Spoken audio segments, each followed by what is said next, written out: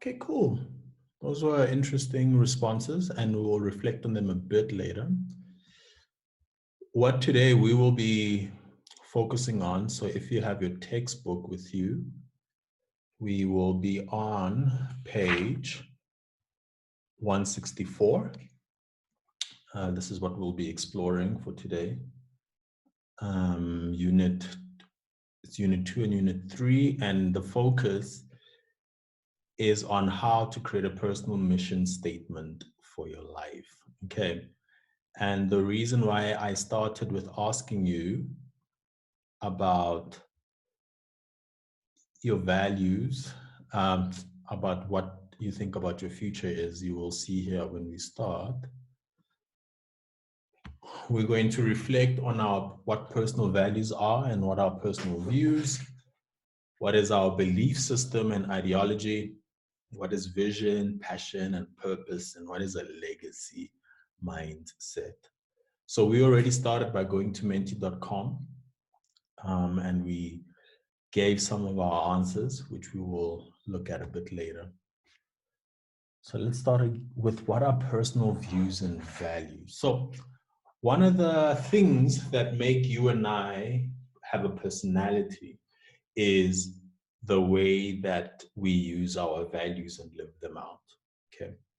And when you and I were born, we were born into a family, and our parents are the first people that inform the values that we have. So if your parents cherished being generous, then you were raised to be generous. If your parents valued respect, then you were raised to be a respectful child. If your parents honored being selfish and being self-centered, then you may tend to be a selfish or self-centered person. Our parents influence the values that we have. And then what happens is when we become older, we get exposed to the world. We go to school, we meet different people, we meet people who maybe weren't raised the way that we were raised, and then we start to question what are our values? Are the values that I have correct? Are the values that I have important? Why am I different to this other person? Will my values get me to where I want to go in life? So ultimately, the older you are and the age that most of you are in matric, you have already started the journey of questioning your values and transforming them to the point where now, when you're 16, 17, or 18, when you go around telling people that my values are respect and generosity and kindness, people are allowed to check how your behavior is, because your behavior and your personal views will tell us more about your values than what you claim. When we say actions speak louder than words, it's basically that. We are all living out our value system. We're all living out our views. And that is then what will determine to people if you are truly a respectful person. They'll look at your behavior. People will look, are you truly generous, by looking at your behavior?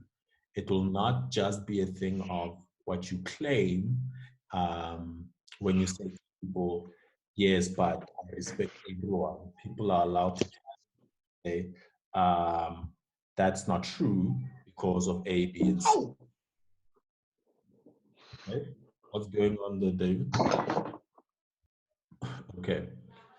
So what I want to ask you guys, and each of you must then tell me, according to you, what are your values? Let's hear from the class. Tell me your 3 top personal values that you live your life to. Let's go to. Let's start with Dagalo, because you're on top of my list alphabetically. Dagalo, tell us your 3 top personal values. What are they? It's respect, Yeah. generosity, and kindness. Yeah. Okay, that's cool. David, tell us your top 3 values that you live by. Um, like neutralness, like would say if you treat me this way, I'll treat you the same. Yeah. And I can't think of anything else. All right, that's fine. Mr. Khile, tell us your top 3 values that you live by. Mr. Khile. My top 3 values are privacy, freedom. Uh-huh. Yeah, that's all. Okay. Nandi, what are your 3 values? It's kindness, Mm-hmm. patience, and love, I think. Yeah. Love, you think. All right. And then to me, what are your top 3 values that you live by? So I think my top 3 values would probably be kindness, Mm-hmm. compassion, and being humble. Yeah. Being humble. Okay. And then Mr. Gift, you're the last one. Share with us what are your top 3 values that you live by? Ish, my values. Your values. Yeah, man.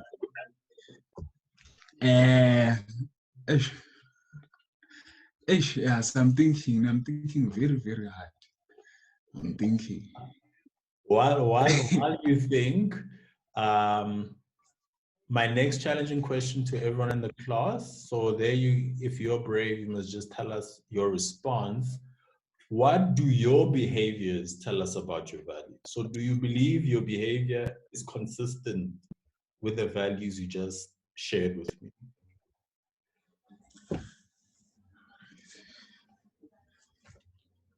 All right, I'm done thinking. Okay, tell us your answer.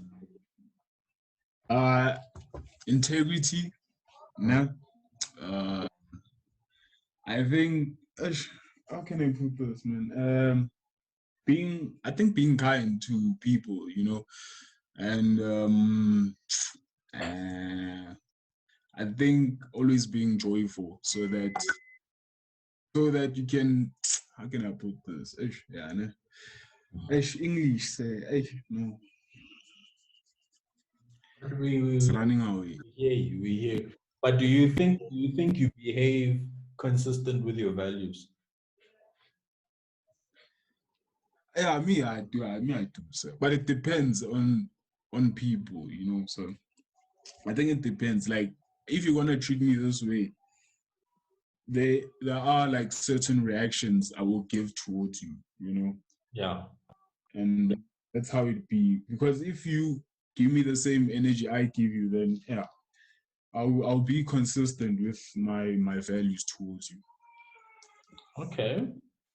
What do other people think? Are you guys consistent with your values and your behaviors? Do they correlate? Are they the same? Or do they contradict each other? I personally do. Yeah. With everyone. So Takal is the same everywhere. Yeah. Okay. So you don't use the justification that others are saying that it depends on the energy the other person gives.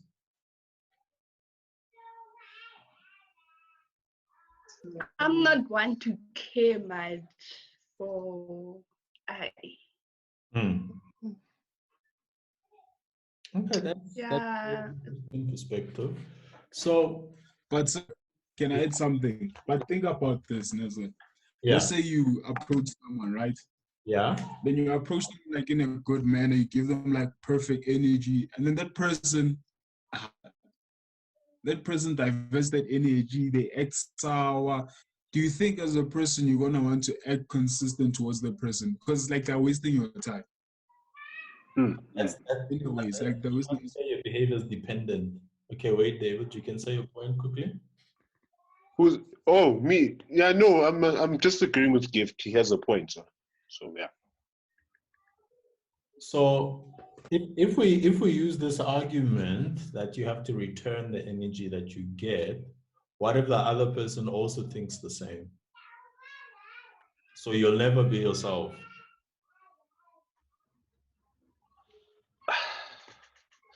No, so it's like, if you think about it, if I come to you with good energy, then just give it back, yeah, but then we'll meet halfway. Not to what you mean. I always have to go out and make you happy, yeah, bro. So we have to Exactly. meet halfway. Yeah, but when we talk about our personalities and our values, and that's obviously why I'm challenging you guys with this question.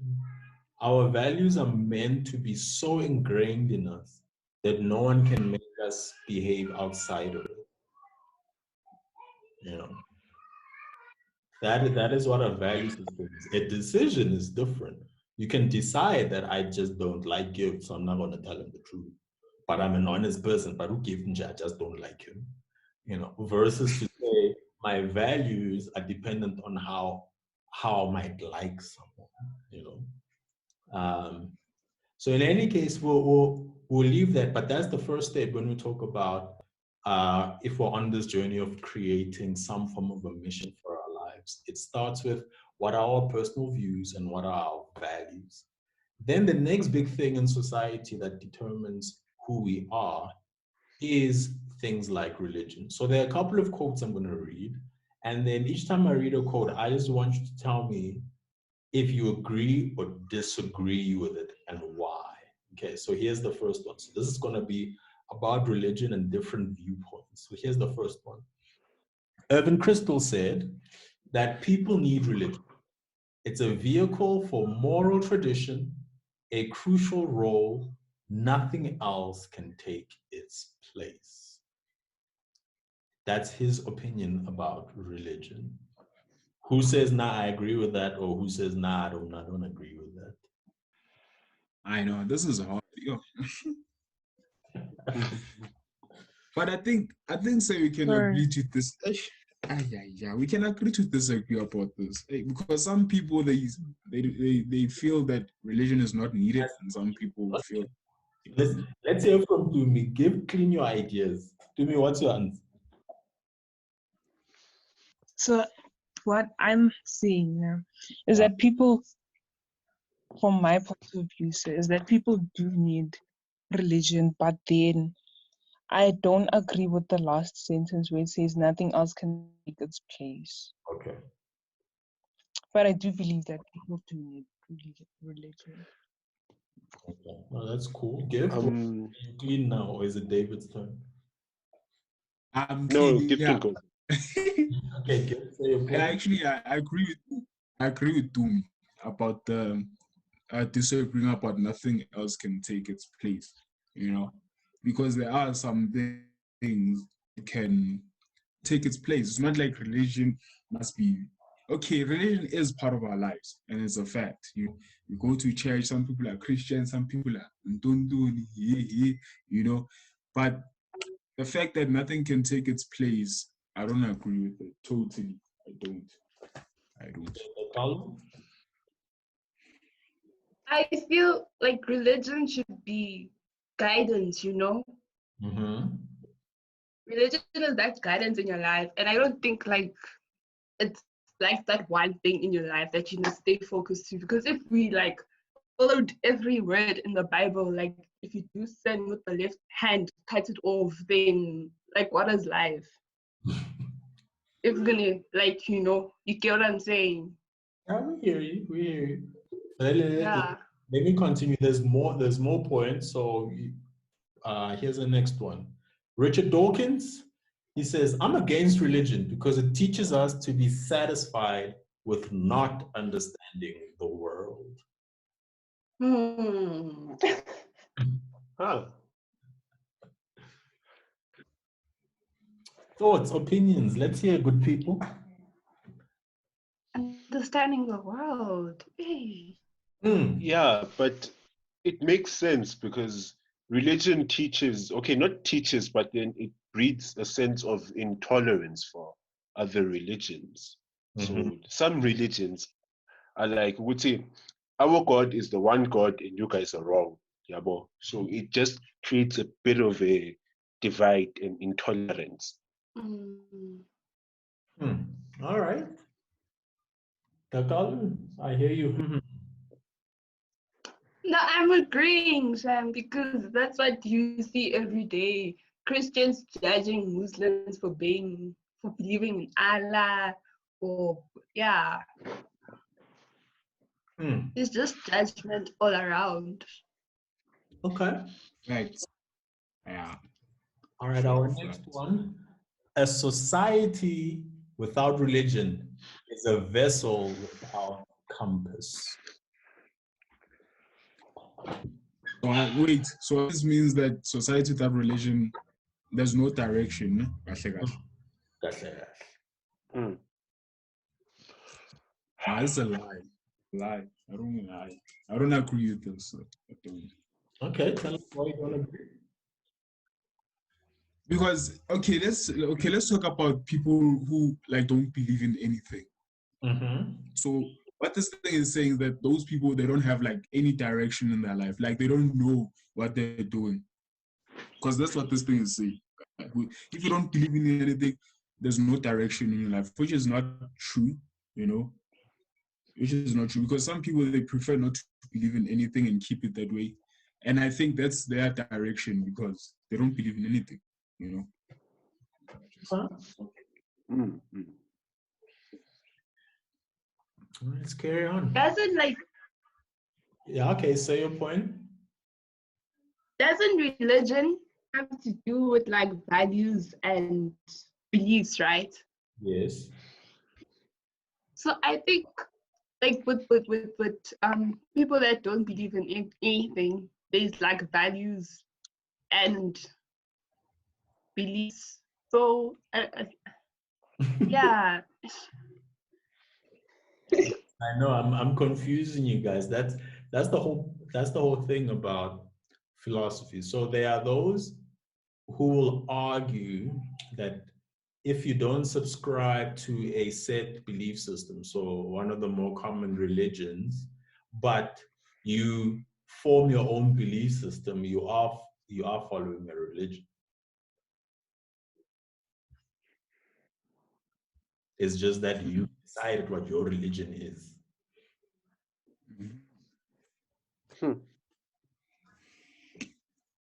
But let's continue to unpack the next one. The role of religions in the domination and destruction of African civilizations was ruthless. Islam was as guilty as the rest. So John Henry Clark, the reason he then just added the Islam thing is obviously this is a African American, and the common conversations in the times where he made the statement was obviously to say Christianity destroyed Africa. So he was saying, look, basically all religions, my guy, including even Islam, because it does exist in Africa, is guilty of the destruction of African civilizations. What are your opinions, fellow Africans?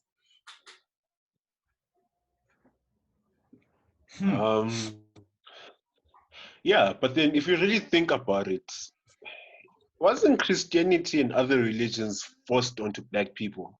If you really think about it, we were made to forget about the other beliefs that we had, and then we took the white people's belief, yabo. So it's just, yabo, you have to look at it like that. And where's Egypt? So this was during the colonization, when Oh, yeah. Now, it was, because it makes it. This is asking the statement of saying Christianity was put on black people. I'm just asking God, where's Egypt? Yeah, I see what you mean there. I see what you mean. But Egypt had their own beliefs on it. Yeah, but it's a prominent. It played a prominent role in many religions, and I believe the Christian Bible talks about Ethiopia, and I believe that's where the first global church actually is. It did, yeah, true. So I wonder, but these things were building towards just an understanding about ideology. So we're not going to have all the right answers, but I want us to think a little bit about how these things inform how we behave. So here's the next one. How women view religion's role in society is shaped more by their own country's culture and context than one monolithic view that religion is simply bad for women. So Daili Mohammed, she is a Muslim, and she was obviously speaking from a perspective where a lot of people do say that Islam, degrades women, and then she's then giving her point of view of saying that religion on its own shouldn't make a woman feel as if it's bad for them. It's actually even more about how does the country behave, what is the culture of it. So what are people's opinions there? I agree. No, I agree with this one. I agree. Yeah. Mara, these questions are tricky, can't they? What's happening? That's No, but I do agree. I do. No, with this one I do. Because Islam for women is how can I put this? Like it forces them to do things like they don't want. Like when they're married, they're supposed to show their eyes only. Oh wow. Aye, so Islam, Yeah, isn't it And like the most same of religion where like which they one is can't it? drive or something? Yeah, like dog in what's this country? In Saudi, I think women are only supposed to wear like dresses, like long. They're not even supposed to wear pants, dog. They're supposed to wear long robes in jail to hide themselves. People are playing hide and seek during the day. Oh, no, man. This is wrong. marriages are arranged. Exactly. Yo, that's even worse. Hey, no ways. all right, Yeah, good. imagine David, they Our arrange controversial point, just and then move on. Religion was created by insecure men to oppress women. Religion is the belief of all political ideas, and it exempts the human being to find the I in them. So this is Muta Baruka. He's a Rastafarian fighter. So that's his opinion about what religion is. That was designed by men who want to oppress women. When was this published, sir? No, this was all, some of them are about 100 years old and others are like 10 years old. Aha. And Mara, he has a point, though. And it does. There's more rules on women than men. No ways. He has a point. I think so. There's also like it connects with the African cultures and how they make men more superior than women. Exactly. In African cultures, like it is a link. Okay, good. So all of that was to build for you to understand the following thing about our ideologies. So an ideology, by definition, is our beliefs, values, and our ideas. And when we were born, again, we fell into the ideology of our parents as well as the religion that they followed. If your family did pursue some form of religion, you tended to attend the church, attend the mosque, attend the services, which is fine. That was your life. You didn't have control over it. But now you get to school, you start to meet different people, you start reading, you start being exposed to different religions, and then you've begun to build your own ideology. And in terms of ideologies, we have political ones. So, we hear people who are liberal, I'm a Democrat, I'm conservative, I'm utilitarian, I'm Marxist, I'm communist, I'm socialist. Those are political ideologies. Then there's economic ones, and then your overall life ideology. So when we look at religion, religion plays a huge, huge role in how we see the world. And that's the whole purpose actually of religion. So when we see churches or mosques or whatever try and put very strict rules of how children should grow up, it's because they understand that if when you're young, if we influence you well, you will be able to continue that belief until you're old. But now what school does to all of us is that it starts to expose us. You know, that's the beauty of diversity. It's that everything we believe gets tested, and we get to decide for ourselves if we will continue a belief. Um, and that is then how you have to understand the role of the ideology you see the world through. You know, if, for instance, you fully believe that in capitalism as well as in individualism, then, for instance, it will influence how you value others. You will maybe see a person's value in what can they do, what do they bring, how do they add monetary value to your life. But if, let's say, you're a socialist and you believe in welfare, then, for instance, your value system will be about togetherness. It will be about thinking about the next person. And obviously, because we're educated people, you will mix and match your belief systems. And that is an important thing to know, that you don't have to be just one thing. That's the complex beauty of being human. So here's a Chinese philosopher, Confucius. So he says the following: the man who asks a question is a fool for a minute. The man who does not ask is a fool for life. What thoughts come about when you hear that? So the man who asks a question is a fool for a minute. The man who does not ask is a fool for life. What are our thoughts about this statement by Confucius? Ignorance is a choice. Yeah. Yeah. Okay. Very, very good. Let's hear from others. The man who asks a question is a fool for a minute. The man who does not ask is a fool for life. What are our thoughts? Hello, sir. Yes, Mus.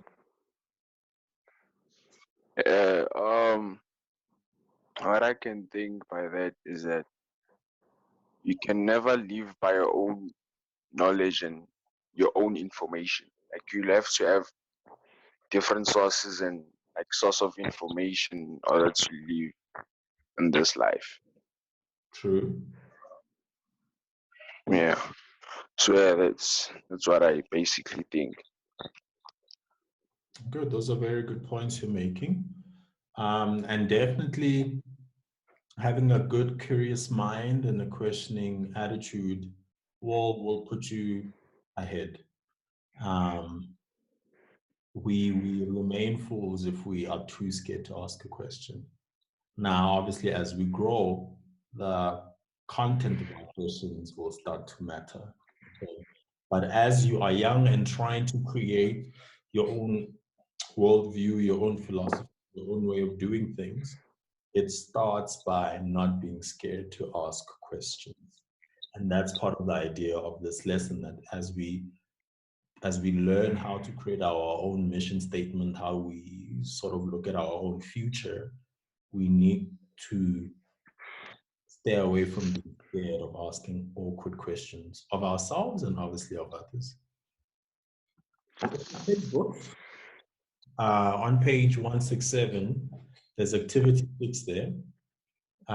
So if you have a textbook on you, you should just take it out. Otherwise, I've put a clip in it, and I'll read the case study, and then we'll go through the answers together. Okay. So, Umbali Shamalala's mission statement. My life purpose is, through the power of various media, to make people aware of the challenges facing young women in Africa and around the world. So I aim to study marketing and communications. After I've graduated, I want to travel the world for a year, to learn about other people and expand my understanding of issues facing women. I will combine my travels with volunteering to help women and children and environmental causes. My belief system that I should give back to those who are less fortunate than me. My values include creativity, truthfulness, quality, and originality. I will I try my best to make documentaries and television and radio programs that are fair, honest, informative, and thought-provoking. I would like to be a role model for other young women so that they can also achieve their dreams through discipline, determination, hard work, and a healthy lifestyle.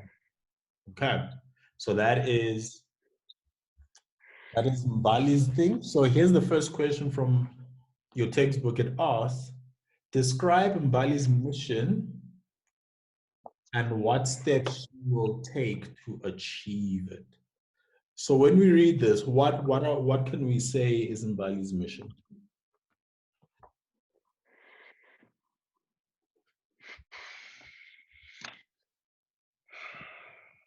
Um, basically awareness, raising awareness, to make people aware of the challenges facing being Yeah. faced by young women in Africa. Okay. And what are the steps that she says she's going to take to achieve it?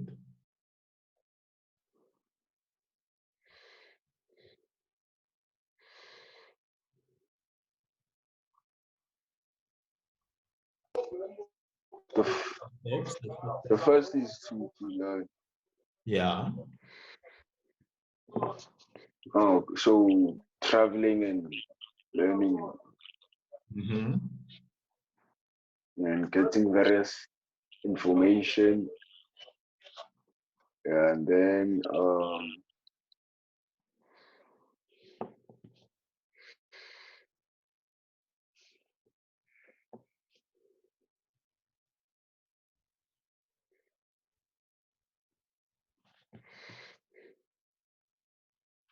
And obviously create programs. Okay. Good. Then the second question in your textbook, it says, Mbali lists 4 values. So the values that she said was creativity, truthfulness, quality, and originality. List another 3 values that you think also apply to Mbali. So having heard what Mbali says she does and how she lives her life, what do you think could be other values that she didn't list but clearly would describe her? Any ideas? Empathy. Empathy, good.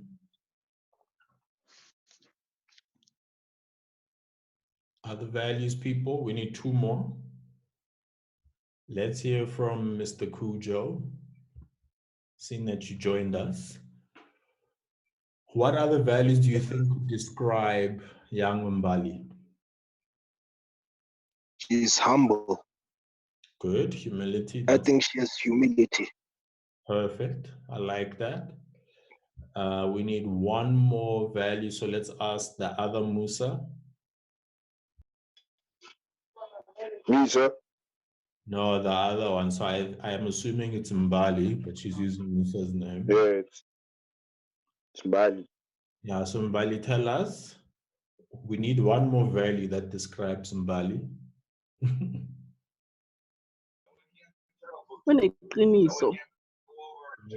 Honest. Perfect. I like that.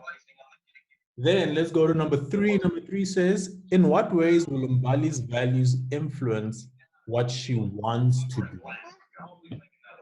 So how do Mbali's values influence what she wants to do? What do we think? So she wants to be in television, she wants to create media. How do you think her values will influence the work that she does? So the first so I'll be choosing from the originality quality. Mm-hmm. So that on its own will like play a huge influence in her doing her work, because it's original, it's authentic, it's not something like that's misleading or false. Yeah, so yeah, one of the value of originality will influence her doing her work in a positive manner. Good. So what we are then discovering there within that question and just the life reality is definitely our values influence how we do work. So for instance, when people accuse you of being lazy when they see the quality of your work, it's because our actions speak louder than words. But our actions are influenced by our belief system. So if you are a person who's a perfectionist or a person who values excellence, these sort of things influence the quality of your work. So in your textbook, there's an activity 7 where you have to create your own mission statement. So the activity 6, we were reading Mbali's mission statement. So activity 7 in your textbook, it's page 168. In your workbooks, you should, by the time we come back to school, you should have completed it, okay? And if you don't have your book because it's at the school, or if I took it on the last day of school, then you don't have to do it yet. You'll just do it when you get your book back, or you can do it on a separate piece of paper and you'll paste it in. Activity 7 is pretty straightforward. It's giving you a template of a mission statement, and you will write it out filling in your personal information. So it starts with I am to, and then you will I aim to, sorry, and then you will decide, you will write what are you planning to study or what your career aspiration is, then you'll continue that way. So that needs to be in your book, and it will look at your own personal mission statement. And now we're going to move on to part of what we started in lesson 1. So I'm going to give everybody a chance again to do this with us. Are we living for a higher purpose? What is our vision, passion, and purpose? This next part is going to depend on what your understanding of vision, of passion, and of purpose is. So let's start. Anyone brave enough to give me their definition of vision? What is a vision? What does it mean? To my brave knight. Sir, Yeah. sir, maybe a vision is what a vision is what you are planning to do in future. Okay. That's a good one. What were other people when you think of the word vision? What is a vision, guys? So may I try? Yes, you may. So what I think of vision is like something that you can visualize, something that you can see, somewhere you can see yourself. Okay. That's what I think a vision is. Good, good. That's a very, very good answer. And it adds on well to what Mbali said. Okay, let's get one more person. Give us a definition of. Can I try? Yes, you may try. So vision, I think there's to do a little bit of imagination and how you foresee yourself in the future and how you imagine yourself to be at that point in the future. Hmm. Yeah. It's a very good definition. So here's what I am giving as a potential definition for you guys.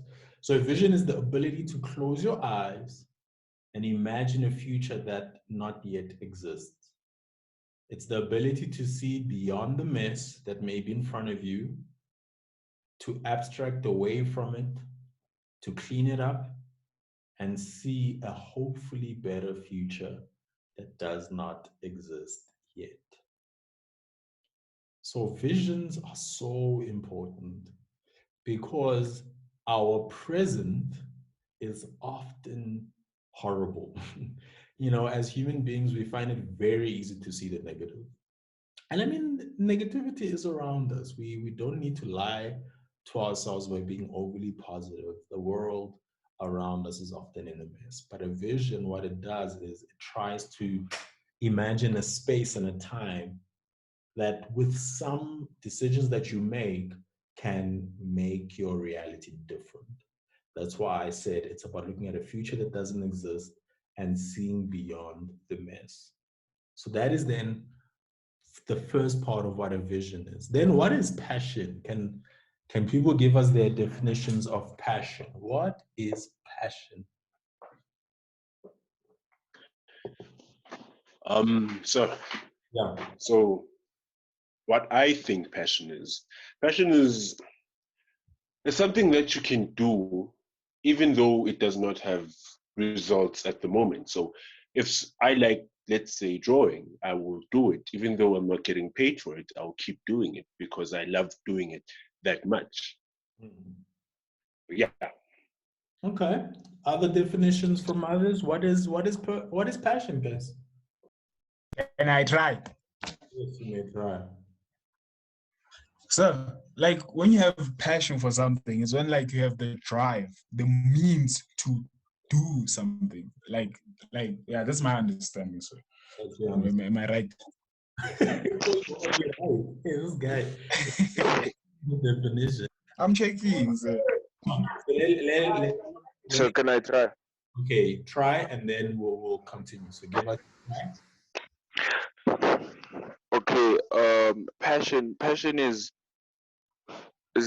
when you have the zeal to do a specific something, the inspiration and the motivation to do it, no matter where you are. But like, yeah, something like that. Circumstances. Yeah. Yeah. Yeah, and so I think it has to do like with how you feel about that particular something, you know. It has to do with your emotions. Like, what are your emotions towards that thing that you want to do, and how are you going to react to that something? I think that's passion. Okay. Yes. Good. So let me give you I'm then right, ne? a possible definition. So your passion can be anything that simultaneously challenges you, intrigues you, and motivates you. So it's contrary to the idea that doing what you love makes work effortless. A passion puts Gift of God. it's what you're willing to sacrifice lesser leisure and pleasure for. Seek it, and where you find it may surprise you. So when we think about passion, and the reason I put it this way, this definition is often when we talk about passion, people tell us that passion is stuff that comes easy for you and you can easily lose track. But actually, passions are very frustrating things because often our passions are very hard. They challenge us, but we don't have to be motivated by other people for us to do it. And many people decide to not work in their passion so that they don't lose a passion for it. Because the passion gives us a certain joy, but the minute it's in a work context, there's expectation, there's people who want to control it, and often our passions are linked to how we feel inside. So that is then a definition of passion. And then our last one, what is purpose? Let's get some definitions. What is purpose? Any takers before I pick on people? Let me give it a shot there. Say. Purpose is something that you as an individual is that you are meant to do. It's something that you are going to do. It's like what you feel what you feel deeply in yourself to say, okay, Sharp, this is what I have to do, and this is where you feel that you are motivated enough to get it done. It's something that you won't let anything get into the way of what you have to do. Yeah. Yes. Okay. Any other person? We need one more definition. Sir, Yeah. Google says Yeah. it's the reason for which something is done. Okay, that's true. So Hmm. definitely when we then talk about having a purpose in your life, it's okay, let's hear. I think that purpose is like a matter of like why. It's the why in everything that you do, and like having to know what your life is designed for, and empowering that. Like purpose is a matter of like empowering that design or the why of what you need to do, so that your path is like more clear. True. That's a very good one, Takalo. So ultimately it's about what motivates your life. What is actually just the aim of this thing? Why are you waking up? So I said it consists of the central motivating aims of your life, the reasons you get up in the morning. Purpose can guide your life decisions, influence your behavior, shape your goals, offer a sense of direction, and create meaning. We, when I was growing up, and I think maybe now it appears a lot on TV, but back in the days, there was always this joke that on American TV that they would come to Africa to find themselves. There was always just this mythical statement of, I don't know who I am. I need to find who I am. I need to find my purpose in life. And people come to Africa or go to India or go to China and spend some time serving people. And then they'll go back to America and they would have found themselves.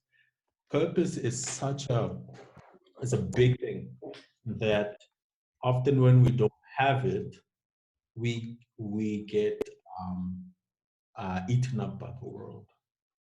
My challenge to all of you is to think about those three things. What is your life vision? What are you passionate about? And what are you living for? What is your purpose? When we don't pursue to answer these questions and to answer them honestly, we don't live a life that has a higher purpose. You know, it's almost as if you will then need to become famous to feel whole because you don't have a purpose. You will need to make the most money so that you feel important because you don't have a purpose. Purpose is such a big determining factor. And it starts in the beginning by saying, what vision do I have for my life? And what will influence your vision is what are the things that I'm passionate about that can help me achieve my vision? And then your purpose is the overall umbrella that says, every time I wake up, what am I living for? So those three tenets are very key. So there are these 6 questions that I think you need to ask yourself in trying to figure this thing about your life. So the first question is, just what drives you? As a human being, what drives you?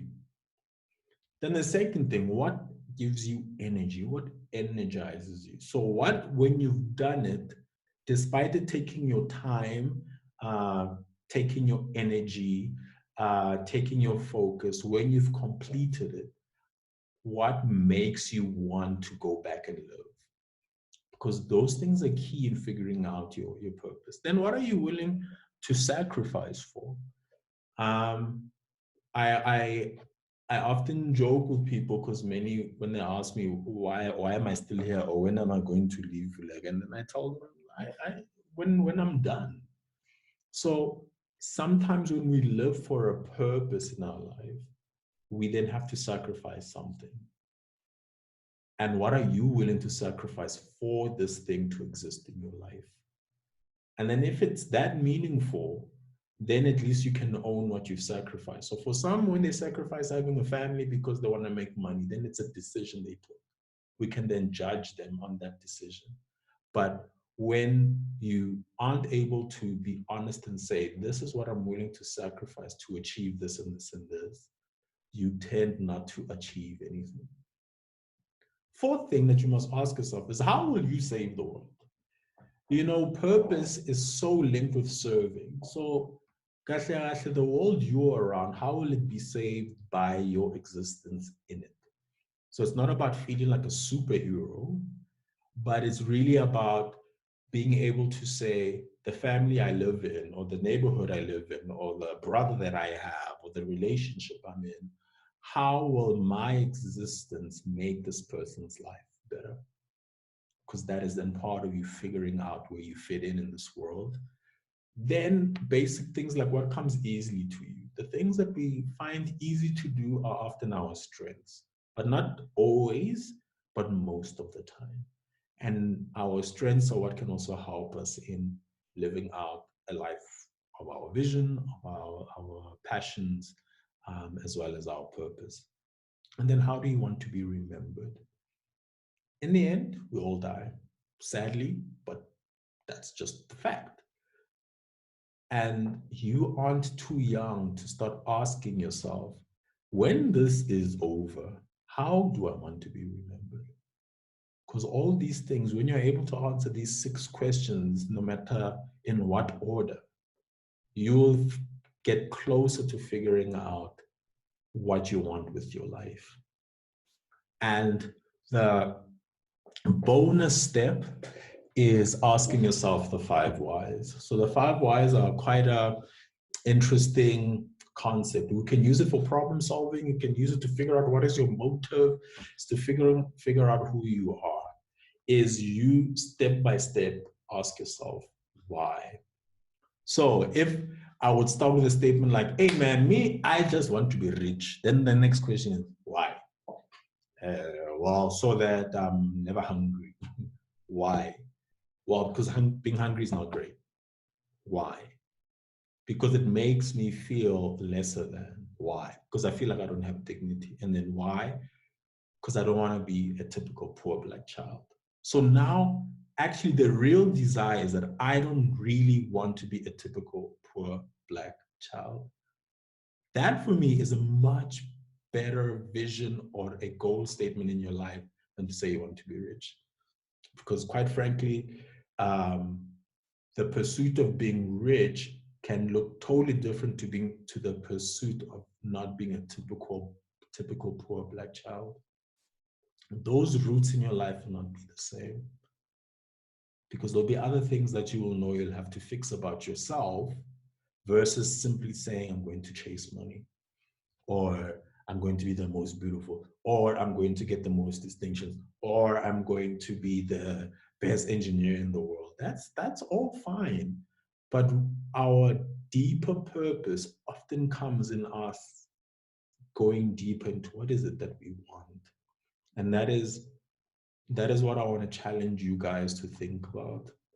When you've created that mission statement, which is literally just for your LO book, for people to see that you know how to put together a mission statement, I want you to look at your own life and say and ask yourself, what am I living this for? Where am I trying to go? What is my purpose? What are my passions? Why am I doing what I do? Challenge yourself with these things so that you can have much more purposeful responses. Okay, so a couple of quick little reminders I want to give you, then I'm going to play you a video to end our time together. You do know that there's 2 quizzes waiting for you, so please go complete them. Then on Edmodo tomorrow, I'm going to post a little checklist for you. That checklist will give you all the things I want you to have done by the time we come back from lockdown. So then you can create your own little to-do list of what are the things you need to have achieved, okay? In that way, you can try balance your life. I'm not sure if we'll have a lesson next week. I'll have to first hear when are we coming back, and we know that our minister Angie is going to speak to us tomorrow. So for now, I'll announce in Edmodo if there is a follow-up lesson.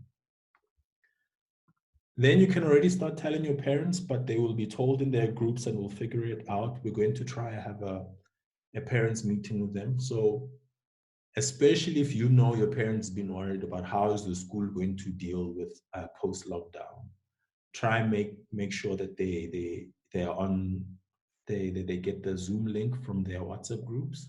If they're not on it, just let me know and then we can try figure it out. Because on Friday we're going to send out the link for people to attend the meeting. And then those who don't manage to attend the meeting, we will record the meeting, we will take minutes, and then your parents are able to access it afterwards. Between now and Friday, in the WhatsApp groups, parents will be asked to give questions that they want the principal and mistress to answer. In that way, our meeting will be based also on the concerns or questions your parents have, so that we can make everyone aware of where we are going. All right. So our time is almost going to be up. So I'm going to just play this video and I'll put the link on Edmodo of just something I want you to think about in terms of our conversation about our vision, our passion, and our purpose.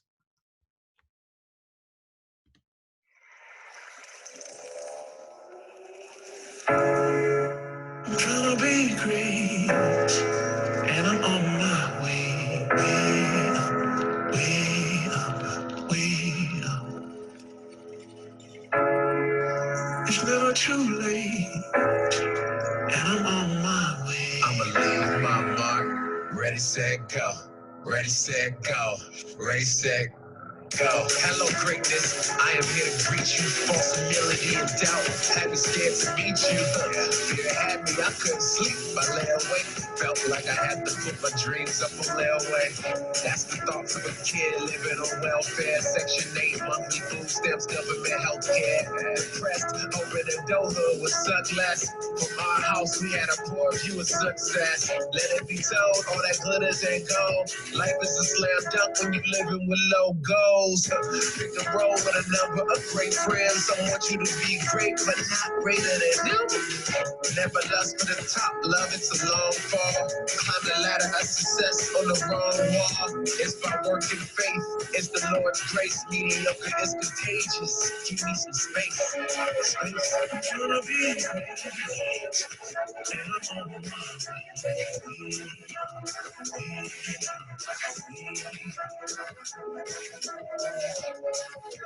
It's never true.